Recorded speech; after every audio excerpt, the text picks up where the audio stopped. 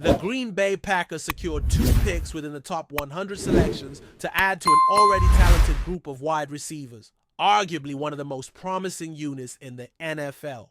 So how will this all unfold? You're listening to a daily podcast focused on a team that consistently attracts significant attention. The Packers have made some intriguing moves, and it will be fascinating to observe how the dynamics evolve. I cover this team for a dedicated newsletter, and staying connected through social media is essential for the latest updates. This podcast is available on various platforms, making it accessible wherever you choose to listen. This is the premier podcast for Packers fans who want not only to understand what's happening, but also the reasoning behind the decisions. Among the new additions are players like Matthew Golden, Savon Williams, Romeo Doubs, Dontavian Wicks, Jaden Reed, Bo Melton, Malik Heath, and Mecole Hardman. It's a diverse and competitive group, and I haven't even mentioned Christian Watson, who is expected to start the season on the physically unable to perform list due to injury. What is the next step? If the team decides to carry only 6 wide receivers, it's clear that at least one of these names will be facing the possibility of leaving a Schwarbenon, Green Bay, or Appleton, as their time with the team could be nearing its end. If I had to make an early prediction, one player seems to be on the bubble. It's always difficult to acknowledge that someone may lose their spot, but that's the harsh reality of professional football. A speed-based receiver was brought in as a safety net, anticipating a scenario in which the draft didn't provide the necessary explosiveness, forcing tough choices about the roster. Establishing rhythm may become a challenge, especially if a player the team hoped to draft was taken earlier than expected. In such a case, pivoting to a player known for return skills might seem like a logical fit within the offensive plan. This was a point of discussion when the signing happened. At this point, however, the return game looks congested with multiple players capable of fielding kickoffs. Is it ideal to have a first-round receiver handling that responsibility? Possibly not. One player is already expected to step aside from punt return duties, but should a roster spot go to someone who contributes only to special teams and doesn't play on coverage units or as a gunner? That role may not be justified based solely on return ability. A new addition brings vertical threat capability to the roster, complementing another receiver. This player could serve as a gadget backup, especially useful in misdirection plays like jet sweeps, where the aim is to present the illusion of a pass. Previously, one player held this role, but now another appears better suited to carry the ball on these plays, becoming more of a real threat rather than a decoy. Though one of these players is clearly more refined at this stage, that polish may actually work against him in the current roster battle. The wide receiver room already includes 5 names, and Watson is expected to return later in the season from injury. Among the contenders are Golden, Doubs, Wicks, Reed, and Williams. Watson isn't currently in the mix, but will certainly return. So is 5 the right number? It would make sense to consider someone like Heath, who offers blocking skills and size, a rare combination among this group. As Williams adjusts to NFL competition, the team may need a true wide receiver presence. In a division game last season, it became evident that if Williams had to be a key receiving target, the offense might face difficulties. Still, adding Golden, Doubs, Wicks, and Reed to the mix should ensure that one young player emerges. To be honest, I'm not convinced Heath needs to be in the final group if Watson returns. Practice squads offer flexibility, allowing the team to retain developmental players. A commonly repeated line is that you can never have too many receivers. One athlete flashed during the season and had a play drawn up specifically for him against a rival, resulting in a touchdown. He's well regarded, though there's still room for growth. The team opted for Heath over another receiver who was quickly picked up by another franchise, making this a fascinating storyline. In the short term, the situation is clear, but longer-term questions are emerging, particularly around Watson, which I've seen discussed recently online. If Watson returns and performs well late in the season, what kind of deal would be appropriate for both sides? There's no obvious answer. One team will likely become enamored with Watson's upside. This opens a host of future-oriented concerns. Watson returns and performs moderately well late in the year. What sort of contract would make sense for both sides? I'm not sure there's a perfect answer because it seems inevitable that a team will become excited by his potential. The Packers have already invested in Golden and Williams, giving them a head start on development. I wouldn't say they're locked in, but there's a clear intention to give those players an opportunity. Then there's the matter of Wicks and Reed, both stylistically different, with Reed showing more consistency. Even though Watson may have the highest ceiling, he's simply not on the field often enough. So, what does a one-year prove-it deal look like for Watson? If Watson is willing to sign for less than a typical starting receiver, then yes, it could work. But if he demands a high salary on a short-term deal, it doesn't make sense financially. Even then, given the Packers' investments in Golden, Williams, Reed, and Wicks, players still under contract, allocating funds to Watson may be hard to justify. If I were Watson, I'd seek a situation where I could truly carve out the role I want. It's like realizing you need to leave your current job to get the opportunity you deserve. Not because the workplace is bad, but because someone younger is blocking your path, or the timing simply isn't right. The person ahead of you is either younger or on a different timeline, and that disconnect makes it tough.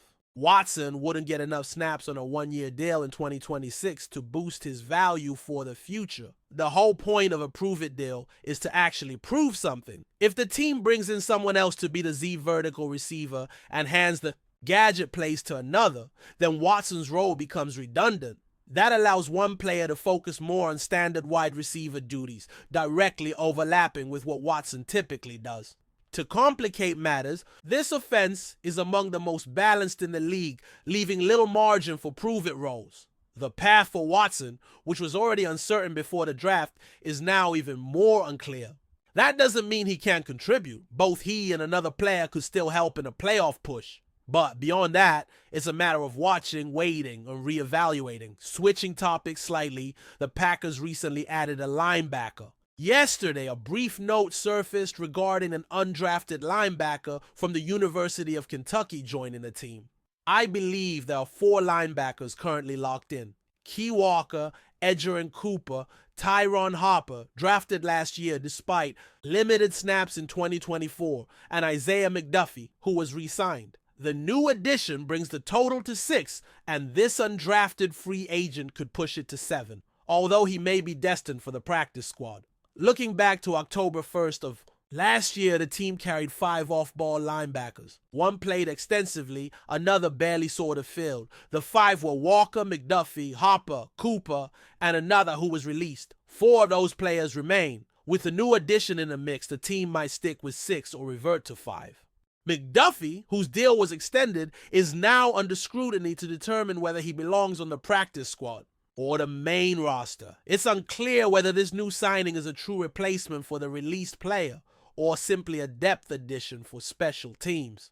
Those expecting him to immediately realize his college potential may be in for disappointment. He's still young, around 25 or 26, but expecting instant transformation is unrealistic. Another linebacker on the roster offers value on special teams and could be a useful contributor there. Still, for anyone expecting him to become the player he was once projected to be, possibly a top 10 pick, it's worth tempering expectations. He's not a quarterback who peaks late. Linebackers tend to emerge in year 3 or 4. But this player has already passed that point. He's a role player at best, lacking elite traits for a true starting spot. Could he step in if someone gets hurt? Sure, there are packages that can utilize his athleticism, but he won't instantly shine or even necessarily outplay others on the depth chart. That's why he's where he is today. While he could still play a niche role, perhaps as a dime linebacker, the starters are already athletic enough not to need substitutes on passing downs. Edgerrin Cooper appears to be developing quickly with notable instincts. Key Walker is also improving, particularly in his run defense. Cooper entered the league as a strong run stopper, and by the end of last season, he had become excellent in that role. His performance against the Vikings was exceptional. Isaiah Simmons is another name to watch, while Hopper might need more time to develop. Like tight ends and quarterbacks, linebackers take time. Hopper's development has been slower than hoped. The primary linebacker group appears to be set. Hopper doesn't profile as a Sam linebacker, nor does McDuffie.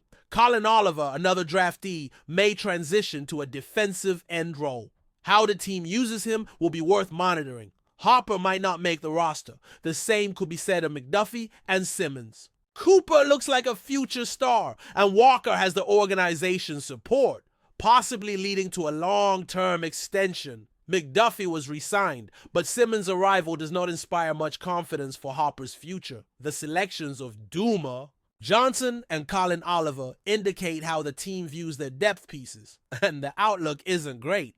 These players will get opportunities, but one name who likely won't make the team is Jay Alexander. Still, he remains involved. Could he still make the team? This remains a question, and we'll explore it more in future episodes. As the NBA playoffs heat up, it's a great time to get involved. By signing up and placing a $5 wager, you could receive $250 in bonus bets if your bet wins, whether you bet on the Pacers to win or just make a live game player prop bet. Returning to the NFL, the offseason program is in full swing. Jair Alexander has been actively participating. The early workouts, once virtual, are now in person. We've seen the first images from those sessions. Everything appears smooth for now, but the team is reportedly still exploring options. Alexander hasn't requested a trade, but could be moved if a resolution isn't reached. The messaging from the team seems to be, release me, keep me, or trade me, but something must be done. Perhaps he prefers to stay, and this current impasse is more about clarity than rebellion.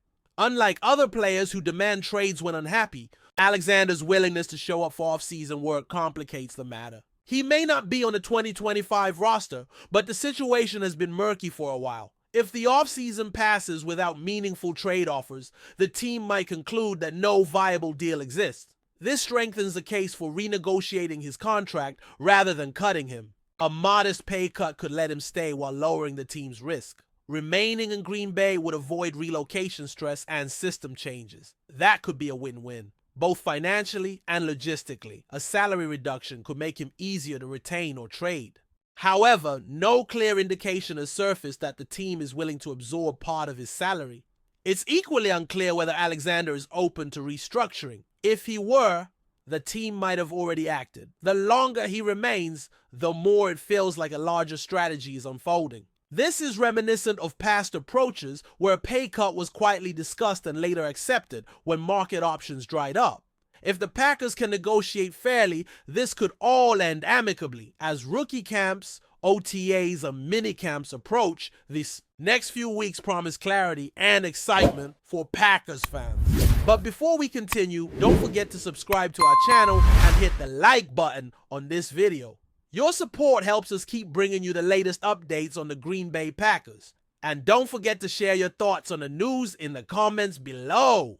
In a highly anticipated move, the Green Bay Packers have confirmed the arrival of running back Aaron Jones, marking a significant addition to their roster. Jones, who had been the focal point of speculation and rumors over recent weeks, officially signed a new contract with the Packers, solidifying his place in the team's offense. The 28-year-old Jones has been a staple of the Packers' backfield since being drafted in 2017. Over the years, he has grown into one of the NFL's most consistent and versatile running backs, known for his ability to make explosive plays and his strong vision on the field. Throughout his career, Jones has been instrumental in the Packers' offensive strategy, often providing the balance needed to complement their potent passing attack led by quarterback Aaron Rodgers. Jones's durability and playmaking ability have made him a fan favorite in Green Bay. His impressive blend of speed, agility, and toughness has allowed him to remain productive in a league that places a heavy emphasis on passing. In the 2022 season alone, Jones rushed for over 100 yards and contributed to the Packers' success both on the ground and through the air.